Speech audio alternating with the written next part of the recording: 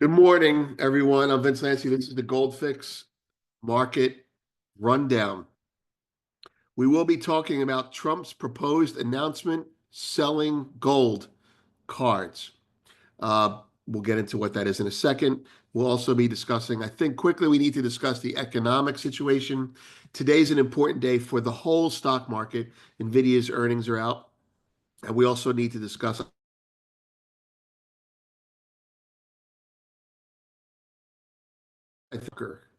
in how things are going economically, recession, inflation, stagflation, that type of stuff. Before we do that, however, let's look at the markets. The 10-year yields are 4.29.8, unchanged. Listen to me. Ooh, the Dixie, the dollar is 106.65, up 36. The S&P 500 is 59.80, up 16 and change. VIX is 18.96, down 45. Gold 29.14, down about a quarter of a dollar. Was a little bit stronger, most of the night, a little bit weaker. We'll come to that. Silver 31.77, down 4. Copper 4.60, surprisingly strong yesterday, down 2 today. WTI 69 and change, down 32. Natural gas 4.20, down 6. Bitcoin 87,800, might be broken for now, down 664. Palladium 939, up 9 and change. Platinum 975, up 4 and change. That's a massive widening. Gold, silver 91, so 91 and change. Grains, soy 10.29, corn 4.79, wheat 5.85, down 5, unchanged offered, down 3, and not on your screen is pistachios, unchanged, possibly limit up if there's peace in the Middle East. And there's my notes. You're not supposed to see those. We're not supposed to see those either. All right, here we go. First page. Homepage, Mar-a-Lago Corp will change money forever. That's our opinion. We think they're cutting a deal. And there's more evidence of that today. Could Bissett just sell the gold? Yes, he could. Will he? Almost definitely not. And watch Trump announce his sale of gold cards. We will show a clip of that in a minute. It happened last night. You're probably going to hear it first here if we are doing our job right. So here's the story. Trump wants to sell gold cards. President Trump said he will begin a program to sell Trump gold cards for US dollar $5 million each for foreigners who want to come to the US and create jobs with the sale of gold cards to start in about 2 weeks. Now, before we throw a little bit of meat on the bone of that, let's show the clip to that effect. All right, here we go. We're going to be doing something else that's going to be very, very good. We're going to be selling a gold card. You have a green card. This is a gold card. We're going to be putting a price on that card of about $5 million, and that's going to give you green card privileges plus. It's going to be a route to citizenship, and wealthy people will be coming into our country by buying this card. They'll be wealthy, and they'll be successful, and they'll be spending a lot of money and paying a lot of taxes and employing a lot of people. And we think it's going to be extremely successful. Never been done before or anything like this, but it's something that we're going to be putting out over the next, would you say 2 weeks out? Do you want to say a couple of words about it? Sure. Mr. President, are there any requirements for that gold card? Do you have to invest a certain amount of money in this country in order to qualify for that gold card? Yeah, exactly. So the EB-5 program was really, you lend some money, but it was full of nonsense, make-believe, and fraud, and it was a way to get a green card that was low-priced. So the president said, rather than having this sort of ridiculous EB-5 program, we're going to end the EB-5 program. We're going to replace it with the Trump Gold Card, which is really a green card gold, so they'll be able to pay $5 million to the U.S. government. They'll have to go through vetting, of course. We're going to make sure they're wonderful, world-class global citizens. They can come to America. The president can give them a green card, and they can invest in America, and we can use that money to reduce our deficit. Why do we give out lotteries of green cards? Why do we give out EB-5 for green cards? The President of the United States understands that the right answer is, why don't we eliminate the deficit of the United States of America instead? The gold card, well, millions, but the gold card will bring in with it people that create jobs, very high-level people. I think companies will pay to get people in. For instance, you today graduate from the Wharton School of Finance or Harvard or Stanford or any college, and nobody knows if you can even go to work for a company.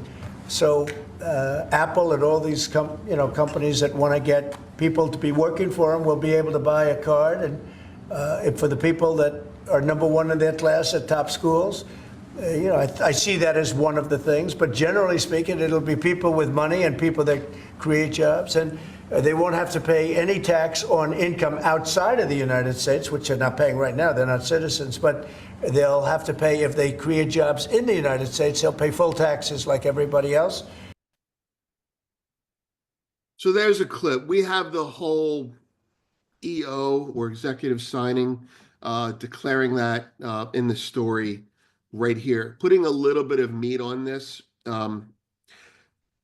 Trump announced a new immigration initiative, okay, calling it a gold card. It's a $5 million residency permit for wealthy foreign nationals. The program grants green card privileges, essentially, work authorization, and a pathway to citizenship. It is intended to replace EB-5 visa programs and streamline high net worth immigration. Now, I have some familiar with this. A couple people worked for me, and one of them I helped get a green card for. And just as an aside, very successful, very talented guy. He said he had no interest in becoming a citizen. I said, "Oh, you're going to be a citizen next, right?" He's like, "No." I'm like, "Why?" He goes, "Because I have to pay taxes." So understand that people who get green cards don't necessarily want to become citizens unless if they're here for economic reasons only. And in order to do that, well, they might be incentivized because they don't really want to pay U.S. taxes. Citizenship has more taxes. So these are going to be individual deals. These are going to be very similar to real estate deals. I want you to build your factory in my city, and you give them a gold card. Like you work something out. It's a deal, right? It's a deal. It's what he does, right? I want a sports team to move to my city. Well, you give them incentives. You pay me $5, $5 million. I will let you come here for $5 million. I'll give you tax subsidies, et cetera, et cetera. But back on the script here. We're going to put a price of about $5 million on it, is what Trump said, and it's going to give you a green card privileges plus a route to citizenship. Wealthy people will buy this card, spend money, pay taxes, and create jobs. Now, this is all true. The administration views it as a way to reduce the national deficit while shaping immigration policy to prioritize financial investment over employment or skills-based pathways. Simply put, instead of bringing in people that are getting $5 an hour, right, to solve the labor problem from the Democrat point of view, let's bring in leaders at $5 million an hour, and provided that they create jobs and help us entrepreneurially, we will honor the deal. Other countries have this. Gold visas, economic visas. I'm familiar with one in the Caribbean. It's an economic visa. $350,000 could buy you economic citizenship, et cetera, et cetera. So if you want to look at this from a purely American point of view, as affluent, wealthy boomers, right, that generation retire, I mean, super wealthy people like Tim Cook, right? If you have the money and you have access to medical, you could give up citizenship and leave, right? You could just leave the country. So there is a trend towards a little bit of an Atlas shrugging thing going on after the Biden administration, and this is kind of a way to stem that as well. I think it's overall it's a good plan. Execution matters. All right, that's it. Moving on. We did that already. That's the story. All right, news and analysis, special message, the Tucker Carlson top. That's a humorous shout out to the gold sell-off yesterday. We'll come to that. Shanghai Gold Exchange, that's news. Cancellation of membership of Shenzhen Gold Company. I'm not sure how important they are, but it could have something to do with what's going on right now. Founders must read, must listen. We're going to share this with Premium in a couple of days. Goldman Sachs put out a report yesterday for institutional investors, and it was a bullish statement about gold, but it was not bullish for yesterday. It was not a reason to buy yesterday. It was not a reason to buy today. It's basically a call that gold can go to potentially $3,500 by the end of the year. It's a big money play. Okay, so we'll write about that and talk about that in the coming days, probably this weekend. All right, let's move to the economy, the market recap. There are two things that are on our minds. One, signs of stagflation grow. Okay, the Nasdaq and the S&P tumbled, and the dollar slipped in the face of mounting economic uncertainties. We'll get into those in a second. Treasury yields also slipped following a dour consumer confidence report. Oil prices plunged on tariff worries, and profit booking pushed gold prices to their lowest level in over a week. All right. NVDA and concerned consumers. This is the focus for today if you're watching this right now.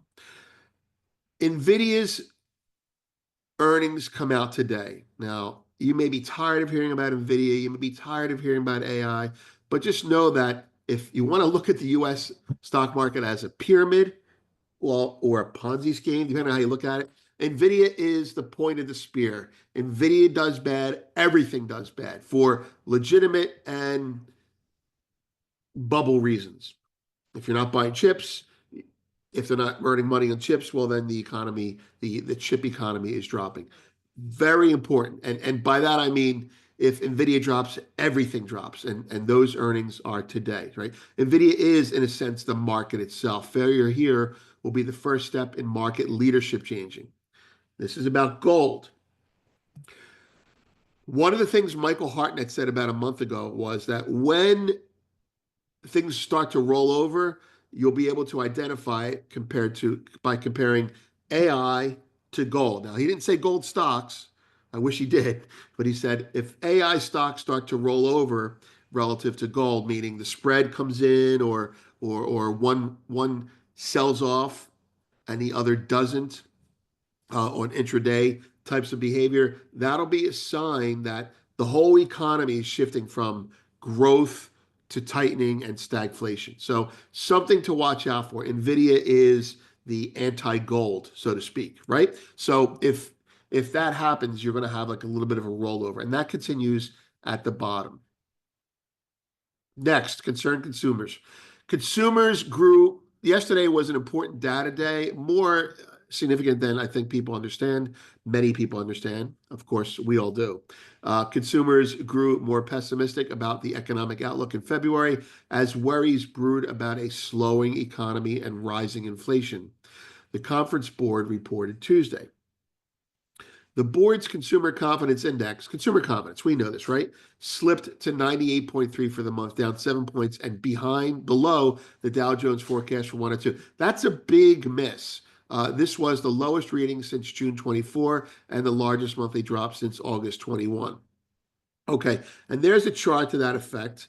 Small businesses, consumer expectations. So here we go. Small businesses became more uncertain. Here, I'll make it a little bit bigger for you, hopefully. All right, isolated. Small businesses on the left, consumer expectations on the right. Small businesses, the uncertainty rose, right? That's the green line. And consumer expectations on the right dropped. All right, so we have a problem here. And although it's not, it's not the end of the world yet, okay, it's the beginning of stagflation. So there are fears out there. Now, people will tell you, well, it's just fears, it doesn't mean anything. No, it means a lot because if this fear entrenches, then it can create a spiral to that effect. And probably a well-deserved spiral because people start to realize that the economic emperor's clothes are invisible, so to speak. So this is what stagflation fears look like. That continues at the bottom. All right, GDP and PCE this week. Today is what, Wednesday? Excuse me. New home sales. I think they're going to uptick. I'm not sure. Um, I'm not sure. Uh, the data will be out by the time you see this. So in premium, the day ahead, that's what we're referring to. I just want to tell you that we one of our invisible sponsors provided this for us. Okay.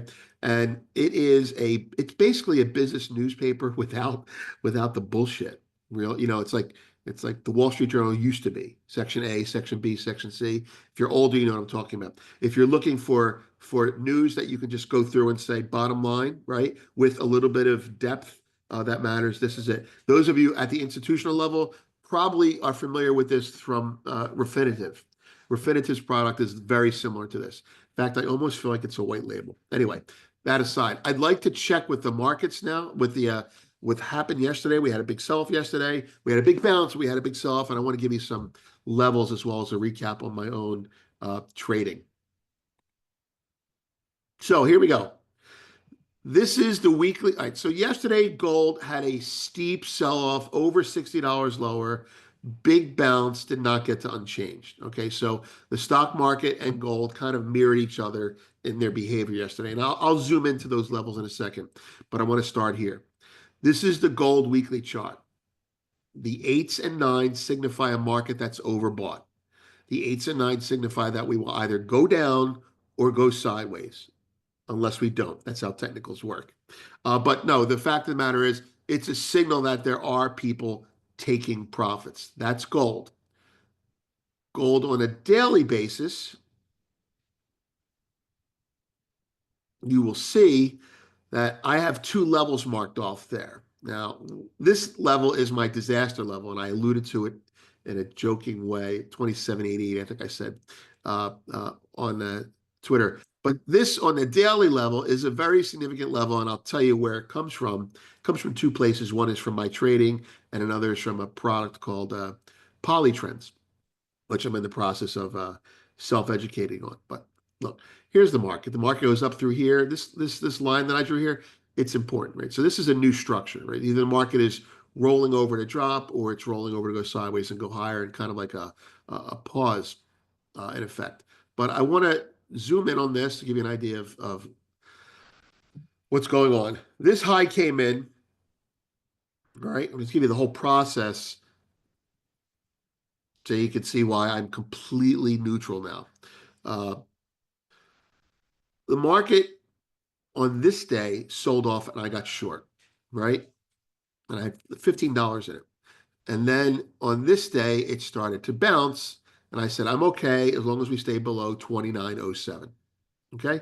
And the market got to 2907 the next day, opened in this area, opened a little bit higher actually, and I covered my shorts, right? I got long. And the market starts to rally. And I'm like, okay, this is it. This is support because of the way this behaved. So you have it three times here. It penetrated here, but couldn't say it. Says, oh, this is support. This is where China's buying. Okay. And then the market sells off yesterday. This is yesterday, right? Steep sell off, doesn't even get near it. Okay. And well, it gets close enough to it, but not completely close enough to it. And then the market starts to rally. So here we are here. I think that if this market's going to go down further, it needs to work down now. So it's tested it, and it may collapse underneath my line here, but I think it has to work its way down now. Now, am I bearish? No, I'm not bearish anymore. Uh, uh, no, I'm flat. I'm just completely out. Uh, drawing on this to silver. Uh, Silver. Well, silver is kind of doing the same thing, and you'll see that I have a line here. Same concept for me, but my line is here. Why is my line here? Because it goes back to this area. But the point is, silver can come a lot lower. I can move this line up, right? I could do that. I can say, well, let's do that and move it up to here. And you know what? I might do that. I might do that. I might move it up to, hey, that's not bad. That's not a bad place. Here, I'll show you what I'm talking about. That's not bad. There's my gold line in silver. Okay. That's pretty good. So as long as the market stays above that level, I'm constructive. If it doesn't, then this structure is broken, this structure is broken, and then we start to work this whole trading range bullshit again. All right, so there you have it. Yesterday was strange also because copper was strong, and although I'm not sure why, that really kind of screwed me up. I thought copper was strong, silver shouldn't be hit so much, but it might have to do with the tariffs that Trump is going to be announcing another protective tariff because of copper dumping. So copper dumping into the U.S., he wants to protect copper. Nobody's dumping silver into the U.S., you know? So if copper is being protected and it goes up, well, then maybe the price of silver should go up as well. Anyway, note, we have plenty of copper. You put a tariff on it. We don't have plenty of silver. You don't put a tariff on it. Nothing gets tariffed that we don't have. If it's tariffed, we have it. Okay, so this is the whole implicit aspect of this. All right, so back to recap. Today's interesting story, Donald Trump starts a gold visa concept for economic citizenship, killing hopefully two birds, maybe three birds with one stone. The second topic today is economic uncertainty starts to grow, and today's post-close announcement of earnings by NVDA will be key for the next leg of this market. Finally, and more to everyone's heart, I think, who watches this, gold sell-off yesterday was pretty rough, but it bounced at the level it's supposed to bounce. And this market is still very structurally sound, and it doesn't look like we're going to have any major problems anytime soon. Famous last words. All right, I'm Vince. Have a great day.